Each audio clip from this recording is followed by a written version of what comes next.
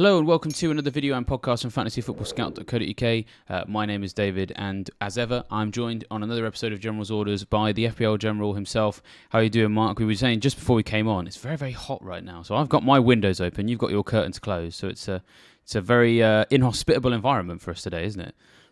Yeah, I mean, as a podcaster and a YouTuber in Scotland, you usually don't have to battle sunlight. Usually, you're trying to keep yourself warm during a recording. But yeah, curtains are closed. I had to get out the old Elgato key light, which I'm not too keen on using because it tends to blind me as I'm recording. But that's it up. The sun is blocked out, and hopefully, I'll get to enjoy some of it during this international break. One of my favorite, as a content creator, I love international breaks. I know a lot of managers hate them, FPL managers hate them, but I like a bit of a breather. I'm going to go on a bit of a short trip to Ireland this week as well. So not a fantastic first 4 game weeks, but nice to take stock now during the break. I concur completely. The international break, when you do this for a living, is basically when you get your time off. So actually, to be fair, I shouldn't complain that the sun has decided to come out in the week where it is an international break. I mean, we're still hard at work. We're still doing some things, but it's not quite as stressful. We can talk today and we can take stock, as you said. We can look back at what we've learned so far at the start of the season, but we do have a little break in terms of that decision making, and that's probably the main thing we need a rest from. I mean, that going into a deadline, knowing you've got to make a decision by X time or whichever time it is. It can take its toll over the course of a season. So a few breaks from decision to avoid us getting decision fatigue is very important, isn't it? Yeah, and it's just I look forward to the weekends without red arrows or green arrows. It's I try as much as I can quite often on a Saturday to switch off from the games, especially the 3 o'clock games. When they're not on TV in the UK, usually that's when the grass gets cut or something, or a bit of shopping gets done. I always think I think back to the Moneyball movie. When the games are on, he just jumps into the gym, switches off the TV because he knows it's out of his control then. So I like switching off, on a Saturday if I can, but it's impossible. You're always in the back of your mind. What's happened? Has Ollie Watkins actually scored yet? Has Saliba scored to hurt me? All that stuff is going on. So I look forward to this weekend where Saturday and Sunday is just quite relaxing and there's no FPL stress involved. Yeah, and the worst one is when it involves the substitutes as well. Because I had that, I think, in game week 2 when it was the Sunday in this case. I had Anderson with 11 points on the bench and Gabriel hadn't come on, and Foden wasn't named in the starting 11. He was on the bench, and I listened to the City game on the radio and literally just spent the whole game just like everything in my body tensed up, like, don't bring him on, don't bring him on, don't bring him on. And then, of course, he did. So it's like, those are the worst, because that's such a small finicky detail that most people don't really care about, but I do for a very niche reason. So, I know exactly what you mean. It's nice not to have to worry about that. That was me with Gabriel waiting for Gusto last, game week 3. It's that 90 minutes watching substitutions, not even caring about the score, just watching the substitutions, and 90 minutes feels like bloody 90 days. Yeah. And I know what you mean in terms of shutting yourself off from what feels like control. It's somehow engaging in the game, listening to it, watching it, however you're taking it in. Maybe if you're just catching updates on Twitter, there's part of you that's willing certain outcomes to happen. Whereas if you completely ignore it and you just come to it at the end, like if I hadn't have been engaging in that City game and just saw on the end, Foden came on as a sub, because I've spared myself the 90 minutes of the perception of control, it doesn't hurt as bad. And so then, like, it's all about managing yourself as ever. We are our own worst enemies at this game. Yeah, exactly. And it's as much as we try and distance ourselves, we always say decisions before the deadline are fine. Don't worry about the outcome, but it's hard not to get, wrapped up in the outcome when you still feel like you could have controlled it. So it's trying to get that balance right. Yeah. Well, you mentioned, of course, there was no green arrows or red arrows this weekend. Have you got any nice plans for, a non-FPL Saturday? We talked a bit last week about how we do like playing a bit of football of our own, for example, getting some green arrows on the actual grass rather than on the computer, so or our phones. Any nice plans this week? Yeah, like I mentioned earlier, a bit of a holiday. I do. I think like you play. I still play 8-a-side on a Tuesday night. I've been doing that for about a year now.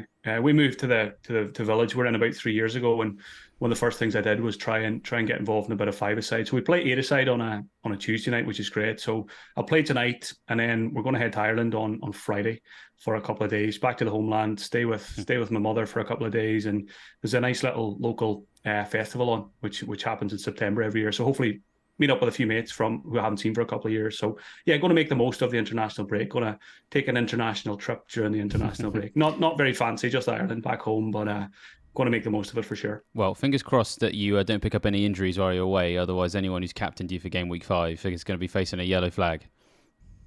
Yeah, exactly. So yeah, it's I'm always a bit fearful before a trip away. My wife's never too keen on me playing on a Tuesday night if we're heading away a couple of days later, because she knows I'm moaning for a couple of days about sore shins and sore hamstrings. But hopefully no major injuries tonight. Yeah, fingers crossed. Fingers crossed.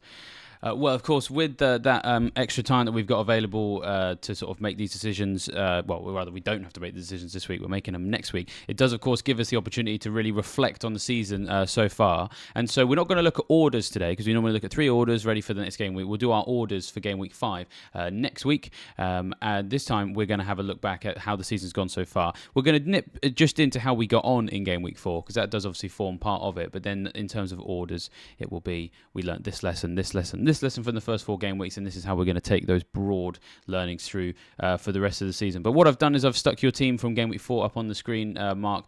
69 points in game week 4. Do you want to talk us through the highs and lows of the most recent weekend? Yeah, again, for the audio listeners, basically not much to talk about here. Captain Haaland with 40, pretty standard. The only other returns came from a couple of midfielders. Madison with 7. So I brought in Madison for Martinelli. Wasn't too keen on, didn't feel hugely comfortable selling Martinelli, but again, we spoke about getting comfortable selling good picks for good picks. And thankfully, the first game week of owning Madison, he did outscore Martinelli, although I thought Martinelli was really good against Manchester United. And it was an uncomfortable watch as a recent seller, and I was quite happy it was just a 5-pointer. Saka chipped in with 4, Rashford got the 7, and then blanks elsewhere. Almost everyone got blanks in defence this week. Johnston in goal, Gusto, Chilwell and Estupinan did nothing. Bruno blanked again. I think that might be 3 blanks in 4. Slightly concerned about him. Jackson with another 1-pointer. He's got quite a few of them so far. And then Watkins blanked as well. No goals for Watkins yet this season. He's saving them all for the cup games, European Cup games.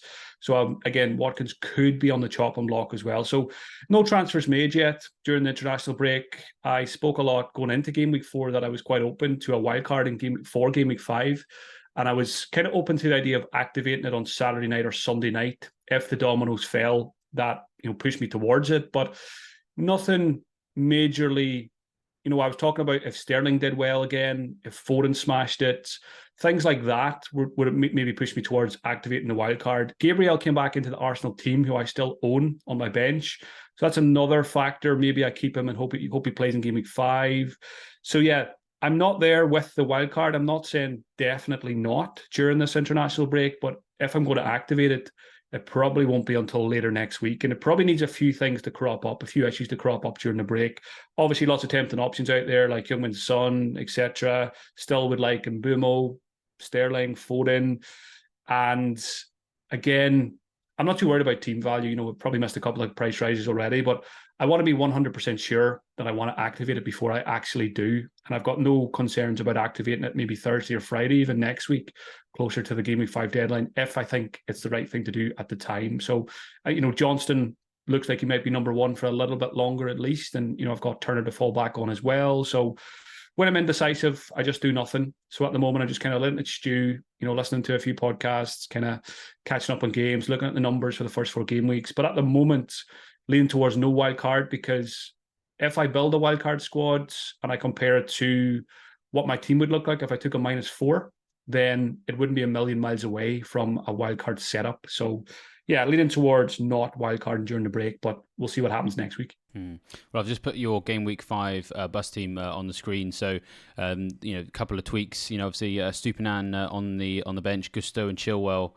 in, and Gabriel. Sorry, it's Gabriel who's gone back in. I think it is, but back into the starting lineup. Turner, as I said, in for Johnston.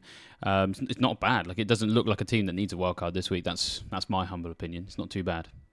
Yeah, and when I did look, set up the bus team, that was my first initial reaction. That team looks pretty decent on paper, especially with the fixtures. You've got Jackson's at Bournemouth, Madison's got Sheffield United, Saka's got Everton. Again, those 3 might stay on a wild card anyway. But Gabriel's the big one. Do I trust him to start again against Everton? I'd be hopeful, but I've been saying every week, one more week with Gabriel, he's definitely going to play this week, and it took until game week 4 for that to happen. In an ideal world, if Gabriel starts, I play him against Everton, bench is stooping in against Manchester United, and then just hopefully Reece James is not in the picture just yet come game week 5, and I get another game week or 2 out of Gusto. So yeah, the team looks fine. Like I said, I had a quick look at possible moves very early to do so, but I've been talking about maybe doing a wee restructure with a -4 going back to 3-5-2.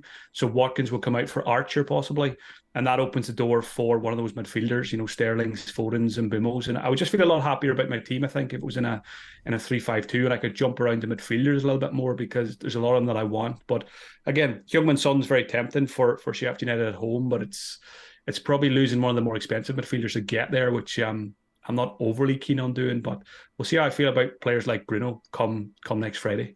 Yeah, it's really interesting actually because a lot of people are looking to sell Bruno. His price has actually gone down already, so he's 8.4. I'd mentioned a couple of weeks ago, last week, that I was planning on getting rid of Rashford, who obviously did score against Arsenal, because I actually I wanted to have a United attacker in my team at some point. I was just looking at the season ticking now. From game week 6 onwards, they got a nice little run of Burnley away, Palace at home, Brentford at home, and then Sheffield United away. Got a City game, yes, but then game week 11 and 12, they got Fulham away, Luton at home, and then Everton away. Really nice run for a United attacker in there, and I prefer Fernandes. So seeing Fernandes' price come down as a non-owner, I'm sort of like thinking, hello. That's quite useful for me. So as someone who has him, it sounds like you're going to wait around, but I suppose you can anticipate yourself keeping him. But I suppose I think it's 2 United attackers too many, maybe. Yeah, I think almost every comment on every tweet this season I put up, or a YouTube comment, is like, you've got too much faith in Manchester United, and maybe I do. But I think going into the season, Bruno and Rashford both look like great picks. The issue is Manchester United haven't started the season very well. Lots of injuries, a lot of players underperforming. But I think Rashford, the good news for him, he's back on the left. Højlund's probably going to start starting games from now on, which is good news for Rashford.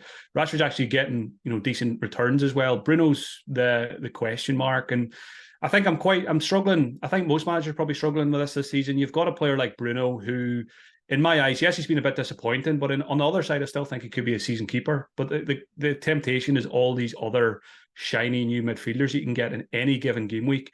Any game week you look at, you have very good options that you don't have that have good fixtures, in particular the midfielders. And game week 5 no exception. There's a lot of tasty fixtures in there.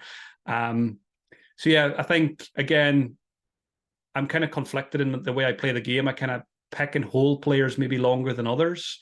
So Bruno probably will stay, but maybe the way to play the game this season is to be more open, maybe to jumping on and off, maybe jumping off Bruno now for a Heung-min Son against Sheffield United, and you can always jump back to Bruno when fixtures improve for United. So again, I don't love the Brighton fixture. I know Brighton's defensive numbers are not good, so maybe that you think that's good for Rashford and Bruno, but I just think Brighton are so good and they could easily go out and win the game comfortably, possibly, and United could struggle in that game. So Brighton could dominate possession, and there might not be too many great chances for Bruno and Rashford. So there's a lot going on here with these two players, and certainly open to the idea of losing one in the near future and diversifying a wee bit. You make an excellent point about Brighton, because I looked at some of the defensive numbers on Friday in the deadline stream, and because in a way it's kind of all we've got the decision. We have very limiting things that we can make decisions on when we've only had 3 game weeks. So looking at the numbers, Brighton were officially one of the worst defences in the Premier League. They'd offered up one of the highest XGCs. Newcastle, by comparison, hadn't. They were sort of in the top 3 or 4 for that particular stat. So my view was, I think that I'm going to bench Estupiñán because I think he's going to concede a fair few goals. No. Brighton absolutely trounced Newcastle. So yeah, like, anything can happen. The numbers they've posted so far don't have to mean anything, I guess. Like, they're capable of winning games and smashing teams, and it wouldn't put it past them doing it against United in their current state. So yeah, lots of decisions to make around Brighton. That same thing with me, actually, with my team. Estupiñán, the journey from my game week was really interesting, because in the end, as I've just said there, between benching Estupiñán or Cash, and I benched Estupiñán. So then when he got when the clean sheet got wiped out, I was so happy. I was like, yes, surely now Cash is going to outscore him. Nope. It was close. It was a 3-point difference. Of course, Cash ended up with a -1. But I guess I shouldn't complain too much. I mean, I got 70 points. So Flecken, Cash, -1. Anderson got just the one because Wolves decided to turn on the goals finally. Chilwell, 1 point as well. My moves were Rashford to Madison, Pedro to Jackson. So, I mean, I'm not unhappy with those transfers. I think they were the right ones to do. But I think it just about worked out. I didn't cost myself some points. I mean, Rashford scored, but Madison did as well, and then Pedro and Jackson, I think, in a similar bracket. So I'm not upset, and I'm still happy with what that means for my team going forward. And Bamba came through again. Diaby didn't do anything. Foden with another assist. Saka with 4 points. Captain Haaland. I do have Archer. 12 points for me on the bench, but it doesn't really hurt that much because I was never intending to really use him. I look at the season ticker and I think there's like one fixture I'd start him in. It's probably the blank game week with City in game week like 18 or something. So anything he does, it's not going to upset me because I have no intention of using him. So if he gets something, that's fine. I might get jammy at some point if he keeps doing that and someone gets subbed, or someone gets benched, I should say. So that's sort of like my current situation. So I've dropped down to 82k, but again, I'll take that, to be honest. It was quite a big drop. It was a drop of about 60k places. But, at this stage of the season, if someone had offered me 82k at this stage of the season, I'd have taken it. And then for my bus team as well, I've also put Gabriel back in. And now I initially did it because I thought, well, I want to sell him this week for a Spurs defender because, of course, they're at home against Sheffield United and there's some good fixtures coming up for Spurs defence and, Dogi looks good, Porro looks good, etc. But then, you make an excellent point, to be honest. He might actually start against Everton and that actually I could quite like, to be honest, because I think Everton haven't really fulfilled their attacking potential so far this season. Beto does look good, so maybe that ends up being the game. In many ways, I'm looking at Gabriel in my starting 11 now, Everton away. I really wish it was Manchester City away or Liverpool away because then I would definitely sell him.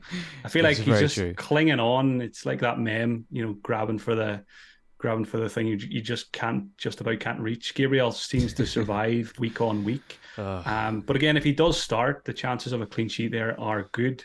So yeah, I think when it's that kind of scenario, and obviously I'll keep an eye on the presser comments from Arteta and stuff like that. Not that he's very helpful really for FPL with his comments usually, but it's just this season it feels more exciting to make a forward transfer or a midfield transfer or transition to something like you have. I think you're in a good position to already have Archer in your squad structure. It's just makes future transfers a lot easier. So yeah, I need to be careful. I need to get the balance right, with making exciting midfield transfers and not ignoring the defence too much because I need to keep a close eye on Gusto.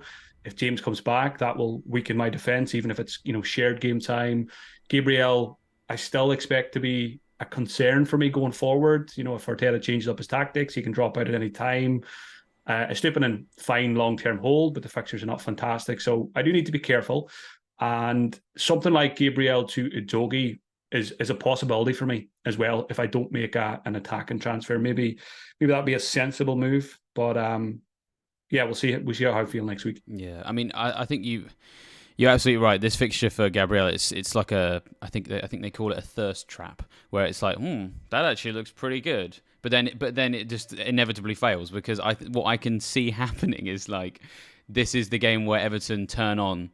They finally start capitalising on because they have actually racked up some decent XG numbers. They just can't finish. But this Beto guy does look quite good in the games that he's played. It will be Gabriel will start. Everyone has put him back in their team because they feel like, okay, here we go, lads. Gabriel's back on, and then Everton get 2 or 3 goals, and we all just get 1 point for him. So I can, or alternatively, we all just realise that's going to happen, sell him, and Arsenal win 3-0, and he gets a goal. So I just feel like he's cursed. He's a cursed player. Yeah, so and then if we do keep him, it's you look at your bus team for Game Week 6, you're heading towards the end of September, and you're asking, why on earth do I still have Gabriel? Yeah. It was August 11th, I think, when the leak came through, and we may still have him at the end of September. So we may need to have a good chat with ourselves if that happens. Yeah, very true. Well, speaking of chats with ourselves, let's move on to the things that we've learned, because there's a lot of things here that do involve sort of a bit of introspection in terms of how we've done so far in the season and what we can learn from that. So the first lesson that we've learned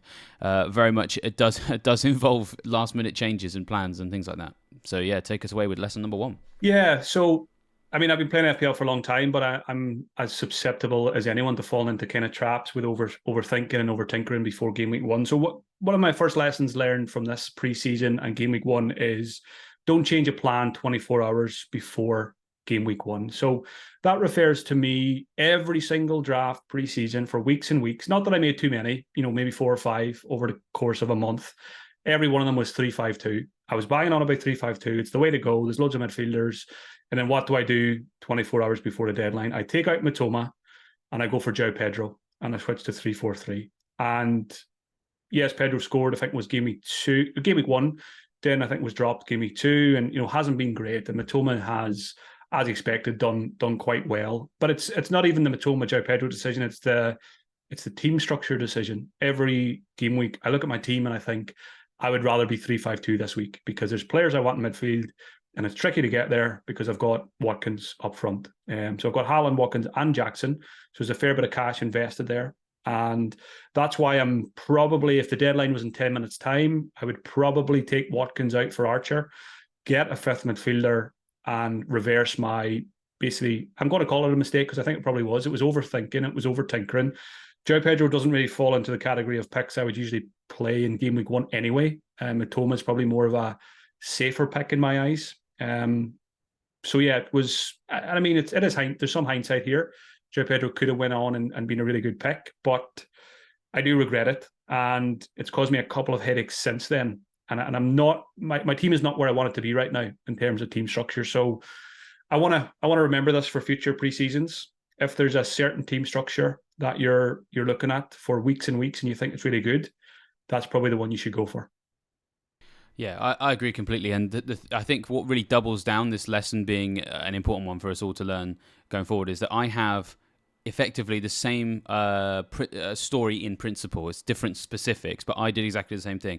And it's about Arsenal. I know we've sort of already talked about Gabriel, and people are probably fed up of me talking about this because I did mention this, I think, on the Game Week 2 episode. I spent all summer completely not interested in the Arsenal defence, and I saw everybody else being like, oh yeah, we need an Arsenal defender, to the extent it became a bandwagon, and it's like, well, you got to have them, so you've covered that off. And I just said on everything that I was on, it's like, I actually don't trust the Arsenal defence. Look at how they finished the end of last season. Really, really poor. Defensive numbers were really bad. 4 clean sheets in their last 20 at home. So if you can't even trust your 5 to 5.5 million Arsenal defender at home against a Bournemouth or a Fulham, like genuinely, what's the point? And then it was the Thursday night before the deadline, I started to get a bit itchy, realizing, I'm the only one who doesn't have one. And I had a spot for a defender. Admittedly, I had a spot for a defender that I felt wasn't completely locked in. So I thought, I'll go, and then why not? Go for it. I went for Gabriel. I was then on a stream, so I missed the Gabriel news, so didn't have the chance to move to Saliba. And I think the recurring theme in both is we knew what we wanted to do. We decided to change our minds short notice, and it's almost like the FPL gods are punishing both of us for kind of questioning our own judgment, if that makes sense, because we felt like we were confident on a certain point of view, and we had doubt in our own opinion, and because we didn't back it, like, that's why it went wrong. That's what it feels like. I mean, I know that's probably reading too much into it, but certainly sticking with your gut and sticking with things you've planned can usually have more reward. And I was just looking at how Arsenal defenders have got on. They have actually, it's annoying. I was right. They have gone exactly the way I expected. No Arsenal defender scored more than 16 points. That's Saliba. And there's at least 10 or 11 defenders that have scored more than him. Outside of Saliba, you've got White on 11 points, Tomiyasu on 5, Gabriel on 4, Zinchenko on 4, Kivior on 2. So Arsenal defenders have not been the must-own. You have to cover this defence. And they've kept 1 clean sheet in the first 4. And I envisaged that happening, and I decided to bet against myself just to follow the crowd. And look what happened. So that's how I feel on it. Yeah, again, just emphasises to me, if you've got a plan or you've got a strong feeling, back yourself. And I guess without even trying to, or, I think you say to yourself, or at least I say to myself, I don't get influenced by others. I paddle my own canoe. I make my own decisions. But if you're online at all, if you're on Twitter, if you're part of, WhatsApp, FPL groups or anything like that, or you consume any kind of content, subconsciously you are being influenced. And I think that's what happened with João Pedro, because he wasn't in any draft until 24 hours beforehand. And I remember I did a stream on the Thursday night, and it was basically I had two drafts ready. One had Matoma 352, and one had João Pedro 343. And I think one of the reasons I ended up going without Matoma was I couldn't decide on which 6.5. Basically, I couldn't decide which 6.5 midfielder to go for between Bumo, Matoma, and Eze. And I also couldn't decide on which 4-5 defender to go for between the likes of Colwill, Botman, Aston Villa defender. So in the end, because I couldn't decide on those two positions, going for João Pedro allowed me to avoid 6.5 mids and 4.5 defenders altogether, which again, I don't think was a smart play, because if I was considering 6.5 million midfielders, surely I was going to want one in the near future anyway. So why would I not go for that price point? And again, I'm big on price points to start the season.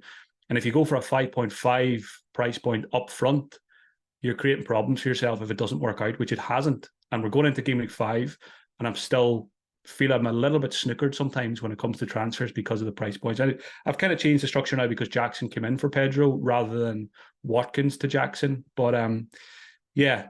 And again, it's why there is like temptation to wildcard. It's like just play the wildcard, go 3-5-2, get Youngman's Son, get a new goalkeeper, get Alvarez, get Foden. There's loads of wildcard temptation. So yeah, the more I talk about it, the more tempting it gets. Well, in which case, we'll stop talking about it so that we don't cause you to make snap judgments. But speaking of snap judgments... Take my finger off the button here. Yeah, exactly. Speaking of snap judgments, someone who does like making his snap judgments is, of course, my dad. And every week I'm like, do we need to keep updating people on how my dad's team's getting on? Well, we have to, really. Dad's Army is the theme of the thing. But this week, he's had an absolute stormer. And you're going to hate this, Mark, because I think you already don't get on with the idea of my dad and the way he runs his team. 97 points this week. He's absolutely destroyed both of us. How does that make you feel? Does that make you want to press the wildcard button even more? I'll go through his team in a second. Before you've even told me who he owns, I'm just disgusted that he scored 97. I can almost guess he's going to be some rogue picks in here. Oh, go on then. Well, see, Mark can't actually see, so go on then. Do you want to? You get three guesses. He must have one of the hat-trick heroes at least, Son or Ferguson. Oh, he actually doesn't. How has he scored 97 without them? I'll give you two more guesses. You've got two more guesses, and I'll give you a clue as to who he supports as well. If you remember, his team's called Top Six Hammers. I remember I predicted that he might captain Bowen, so I know he has Bowen. He's got Bowen. Did he get Ward-Prowse as well? No, different part of the team. So here's your final guess. Your final guess. It's a West Ham player in defence. Zuma. Yeah, he's got Zuma. That's what did it. Of course he does. Yeah. So his transfers were it was Barnes and Wilson to Mbeumo and Antonio. So his transfers didn't really do that much, but he's templated himself into Mbeumo. But the rest of the team: Ramsdale, White, Dunk, Zuma, Mbeumo, Matoma, Bowen, Saka, Antonio, Alvarez, and Haaland. So that's what's done the 97 points. So he is up to, I think, something like 2 million now. So, which for him is good. So I'm quite proud of him this week. But yeah, we were saying before we came on, if me and you have a good week, he tends to have a terrible one because he's so off template. But when we have a kind of below average week, because I think the average this week is 72, so we're both below that, he has a stormer. I mean, it's just FPLA.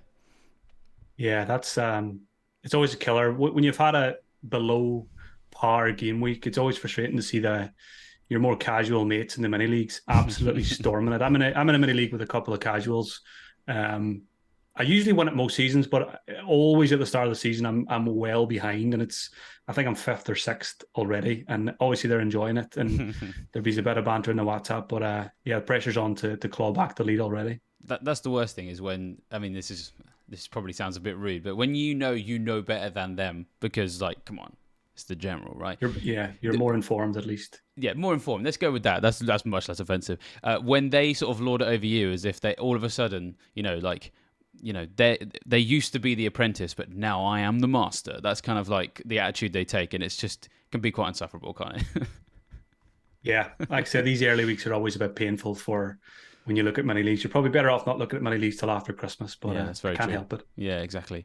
Right, let's move on to our second lesson learned so far, and it does unfortunately bring us back to the Arsenal defence. But it's, well, in terms of one of the specific things we're going to talk about here, but the broad subject, of course, is largely related to team news and when we receive it. Yeah, lesson learned. Basically, leaks are part of the game now, and you've got to use them to your advantage. They're not going to go away.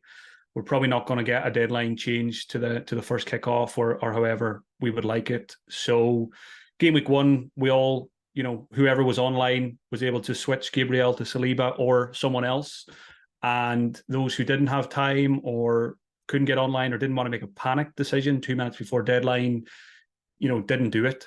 And obviously Saliba did well first game week or second game week. It's come around a wee bit now. Some of the alternatives to Saliba and Gabriel did do well, maybe game week 3 or game week 4. But yeah, basically, leaks are here. They're probably going to stay.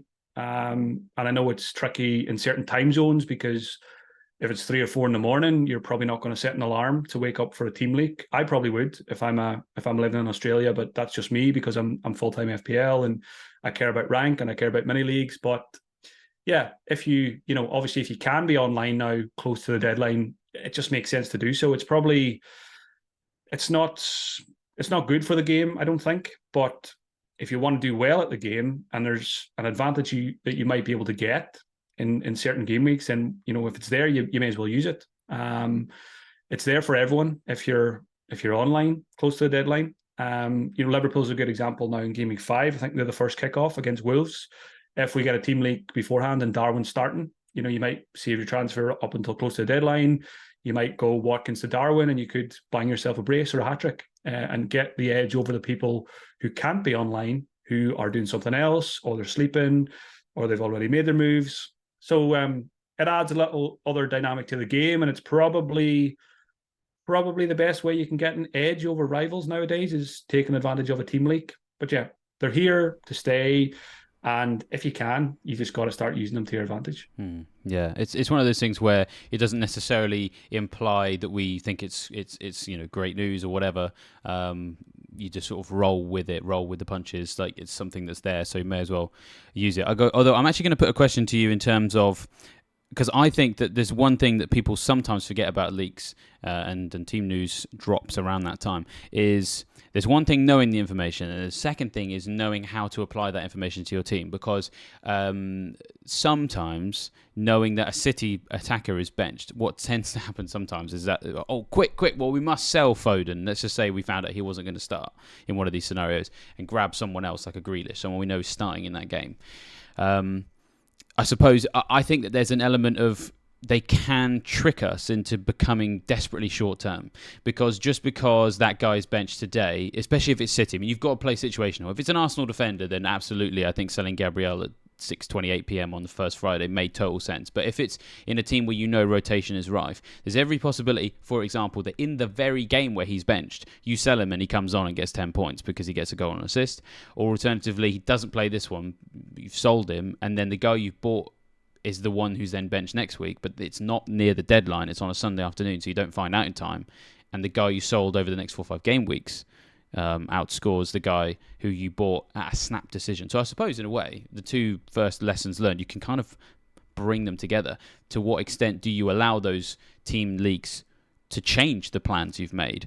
If that makes... Because I think that some people get into the view of, oh, look, I hear this guy's benched, so I must sell him. Or I hear this guy's starting, so I must buy him. Like, it's not quite as simple as that. I guess it's kind of like what I'm trying to get at. Yeah, I think just to sum that up, it's kind of how you react or how you manage a team leak is very important. And it's maybe a case of if you've got a couple of transfers in mind for Game Week 5, for example, if they involve Liverpool players, or if you already own Liverpool players, maybe have an XYZ scenario. If Darwin's benched, I do this. If Darwin starts, I do this. Just so you're ready and it's not a last minute panic. And it's, again, obviously, a lot of your first instinct is, right, this player's benched, I'm going to sell him. But you always consider, should I just bench him and play one of my subs? Because, rolling a transfer, if that was your initial plan, that might still be the best plan long term. If you've got, if you're planning to bank your transfer and do some surgery the week after, you can very quickly forget that plan in a last minute panic, make a transfer and then think, I was actually planning to do a bit of surgery with 2 frees next week. So yeah, maybe just kind of noting things down in your phone or on a piece of paper and, a couple of scenarios. If this happens, I do that or whatever is probably quite useful because it is often quite late in the day.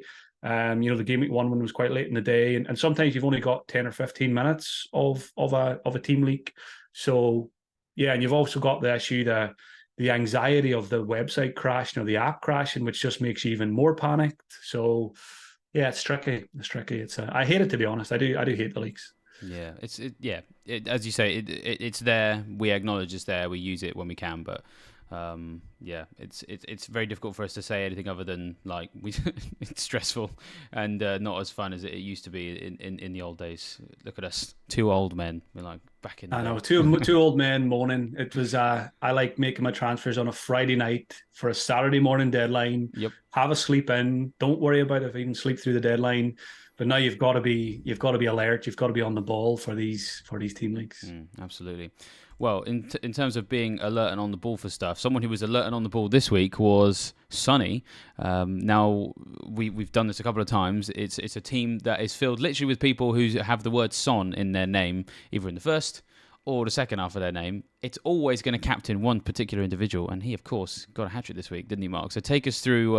Is this the first time Sonny's beaten you this season? It must be. Yeah, first taken until game week 4 to beat me, but he's absolutely smashed me out of the park this time. So yeah, 91 points for Sonny Soldiers. It was quite. So I decided. I should say, Sonny decided at 5 months old when the season started that Heung-min Son was going to be his perma captain for the season. That will never change unless there's an injury. So we were out and about on Saturday. It was actually Sonny's 6-month birthday, half birthday or whatever it's called on Saturday. So it's quite fitting that was the day that Heung-min Son decided to turn up with a hat trick. And as soon as that happened, I knew I was in trouble. I knew I had Captain Haaland to bail me out, hopefully. They both got 40 points as captains. But the rest of his team, audio listeners, absolutely smashed it. Robertson with a clean sheet. Patterson chipped in, I think, with an attack and return. Son with the 40 points. Madison with 7.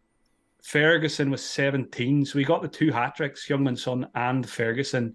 Wilson came off the bench to score. And he could have had even more. Allison on the bench with 8. Ederson started and didn't get a clean sheet. People are probably wondering why Solly March is in there.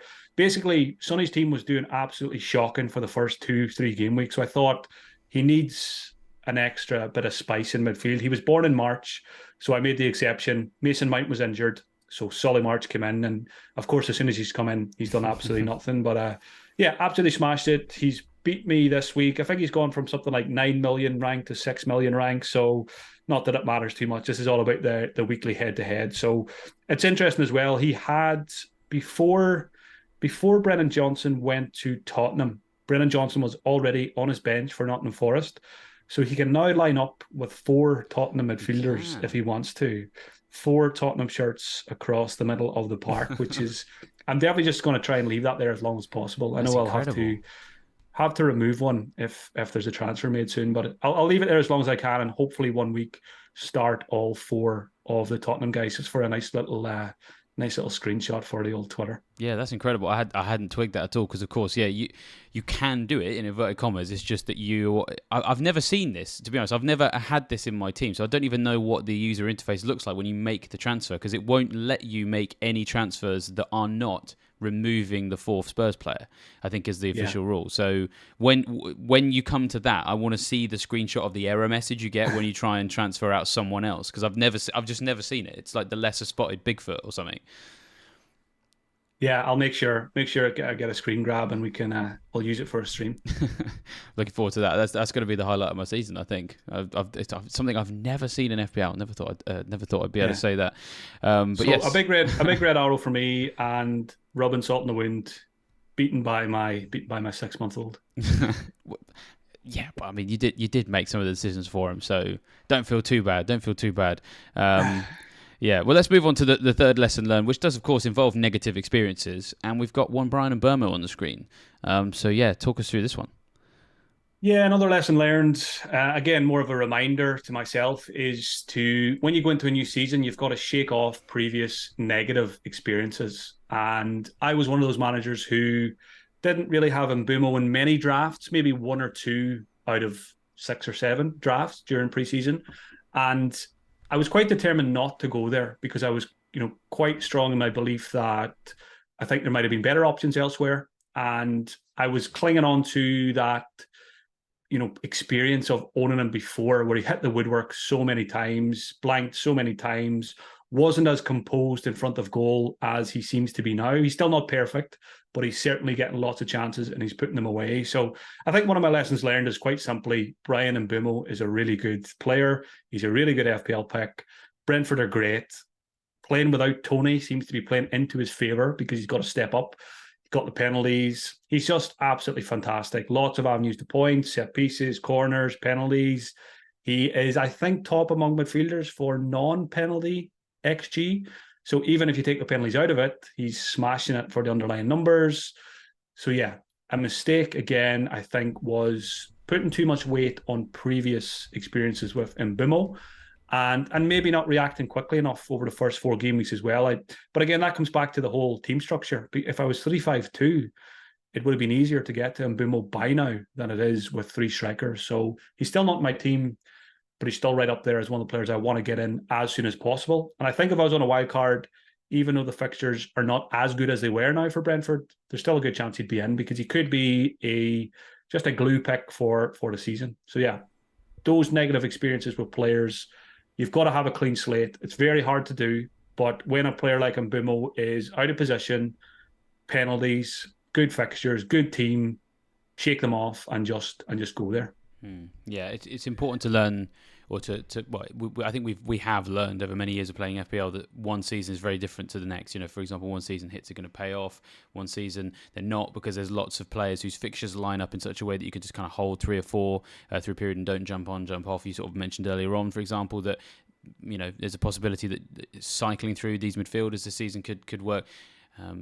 Tailoring your decision-making process to the here and now, rather than relying on historical either data or experiences, is very, very important. So yeah, Burma probably encapsulates that better than most, because yeah, he was very frustrating last season, wasn't he, with all those hitting the woodwork. I suppose that perhaps implied he was about to explode.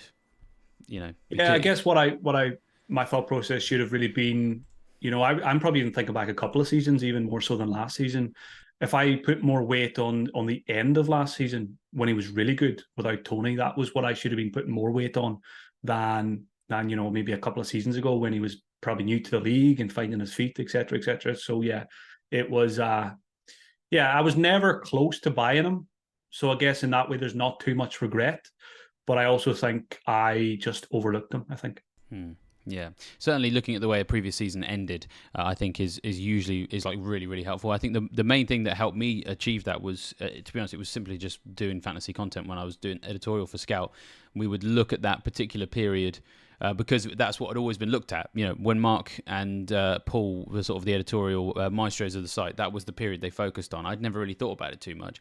Kind of inherited what they were working on, sat down and had a look at some of the trends from the end of the season, compared how they, saw how they compared with the rest of the campaign. You can pick out how teams are now. And there was always a really strong correlation between the last 10 game weeks and maybe the first 5 or 6, because pre-season is a bit of a gap, and of course new players come in and there's new systems, for example, but it's almost like some of the rhythm that the teams are in, the second the actual season starts and the fans are back and the pressure's back on, some of them slip into the trends that were there before. I think the thing that best sums that up, I think, is Everton, in that a lot of people went Everton defence at the start of the season because they looked at the fixtures and thought they were good. They were like, surely Sean Dyche will have an impact, and so therefore things will change. But actually, when you just look at how Everton have defended at the end of last season, the start of this one, it's basically the same. You were effectively asking that system, you were asking existing data to change without any competitive football between the two periods. And so, I mean, that's kind of the other way around. That's taking a negative experience, applying a what if, and assuming there'll be improvement. It's all kind of encapsulates in the same thing. And I don't know, as you say, the thing with Mbeumo is that he was very good in the end of last season. So try and find a data sample size that is big enough to give you a decent amount of data, but it's recent enough that it's as accurate as possible, I guess, is how I would say. I think it's and Burma is a good example, but I think there's a few others out there. Is what I'm trying to say, basically. And again, I'm after reading off a few kind of negative lessons learned, but what I'm glad I didn't do was the Pickford or Tarkowski, because I kind of, all through preseason, I've seen Pickford in a lot of teams. I think at one point, maybe before Onana came in, he might have been the highest owned goalkeeper during preseason. And again, not in maybe in one draft, but again, my belief was I don't really rate him that highly as a goalkeeper, and I certainly don't rate Everton defensively. I almost fell into the Tarkowski trap because he was in a few drafts and was more for goal threat off the bench as a first sub was my thinking behind it. But yeah, glad I kind of stuck to my guns on Everton and just avoided them completely. Yeah, me too, for sure. Although a team that you didn't avoid completely, and this is our last lesson learned, of course, is Manchester United. These guys have very much put you in a frame of mind to help you realise something about eggs and baskets. Yeah, so I think the final lesson we'll talk about this week is too many eggs in one basket comes with risk. So I went into the season with triple Manchester United. I also went in with triple Arsenal. So again, straight away, a lot of eggs in two baskets. And a lot of people were commenting on my team on different social media platforms. And there was a lot of good comments that people were saying basically, they never triple up on a team because one, it does come with risk if it doesn't work out, but also probably more so it just leaves that door open for maybe the third best pick.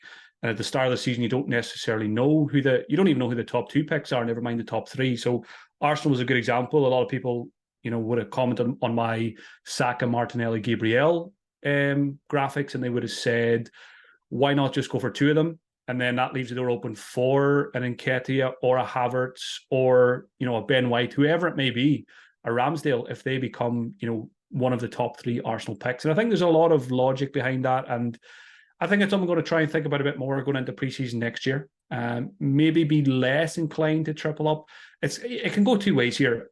I think when you've got good teams, or at least we thought Manchester United were going to be a good team to start the season, and Arsenal, when the fixtures are good, I do like going all in and playing aggressively. And you're hoping they get 3 or 4 wins in the first 3 or 4 game weeks, and then chances are you're going to do well points wise. But again, maybe diversifying a bit. Thinking about it from a investment viewpoint, there's a lot of obviously crossover. Maybe diversifying your assets a bit more, maybe spreading your risk out a little bit. Maybe instead of double Arsenal, double Manchester United, I could have had an Mbumo, I could have had a Madison, just other teams, maybe talisman from other teams, even an Eze, even though he didn't start the season fantastically well. Maybe the overall balanced approach maybe is something that might suit me better. So yeah, that's something I'm going to take away and kind of and think about maybe more so next preseason. That do I put a few less eggs in those 1 or 2 baskets? Yeah, I think it makes more sense to triple up, for example, on a wild card when you've had a bit of time to work out who those best assets are, for sure. Ironically enough, my triple up at the start of the season was Aston Villa. It was Cash, Watkins, and Archer, but. And I nearly didn't go Archer because of this exact very reason. Because going into the game week, we were about a week out from the game week 1 deadline, and I think it's sort of Fabrizio Romano was tweeting about how it was imminent, and then it kind of stalled a bit. And on the actual day of game week 1 deadline, it was a bit like we would have kind of expected the deal to be done by now. So I nearly didn't go Archer for simply a case of I do actually quite like Villa, and I don't have Watkins. And I'm not ruling out having Cash, Diaby and Watkins if they start super well and their fixtures look nice. And if I've got Archer, I'd have to sell him to get Watkins, which would mean having to downgrade somewhere else because the price difference between Archer and Watkins obviously was about 4 million. So thankfully, Sheffield United sorted me out. So, because I didn't want to be in that scenario. So yeah, certainly it's something to think about. Just on that kind of scenario, I'm in the same scenario now with Chelsea. I've got Gusto, Chilwell, Jackson, and I don't feel very comfortable about it because even though Sterling blanked in game week 4, I still think there's a chance I might need to get this guy soon. And to get him, it's going to be a -4 or a bit of a shake-up. So again, it's another tick in the wildcard box is to kind of fix my Gusto, Chilwell, Jackson triple up because I don't think it's the best Chelsea triple up long term. But again, I need to stop. I'm going to ban myself from saying wildcard now because I'm not activating it this week. I'll think about it next week. That seems like a good rule, and probably also a good place for us to draw things to a close, so you don't say it again, or so I don't say it again and make you say it. So yeah, before we go, I'll just remind people, of course, that Fantasy Football Scout membership, of course, is still available. Now is the best time. I know every week is like the next best time, but every week we get some more data in that system. It becomes even more useful. The first 4 game weeks are really, really big. You've seen most teams play twice at home, twice away, with the exception, of course, of Luton and Burnley, because they've missed a game game. But I don't really think people are that interested in them. We've seen most of the teams we care about play twice at home, twice away, which gives us a lot of information we can assess about how teams are performing away from home, at home. All of that data is in the members area. Of course, the goals imminent table now changes to incorporate slightly different stats and slightly different periods and slightly different thresholds, for example. So now is the best time to jump into those tables and those comparison tools, and especially as there's not any football between now and Game Week 5, you can get yourself lost in there. So make sure you have sorted yourself out with a membership before Game Week 5. Now is the time to do it. Like this video as well if you've enjoyed it, and subscribe to the channel and hit the bell notification. We're going to still have plenty of content throughout the international break. You'll have already caught burning questions and Scoutcast, no doubt. We'll also have some extra deadline dilemmas this week, and most of the usual shows. We're going to be having an international break special, and then we'll be really going headlong into the Game Week 5 stuff next week, so make sure you don't miss those. That's everything from me, Mark, unless there's anything that you wanted to add to our viewers. No, I think just during an international break, it's always just savvy advice. Yes, maybe Monday, Tuesday this week, consume your regular podcasts and stuff like that, but have some time off, stay away from the FPL website, towards the end of this week and over the weekend without football, and come back fresh for Game Week 5. Take the opportunity, yes, do a bit of research, but don't overdo it. Most important, get out there, forget about FPL for a couple of days. Yeah, sounds like a good plan. Well, on that note, we shall leave you fine, folks, to enjoy the rest of your international break, and we shall see you next time.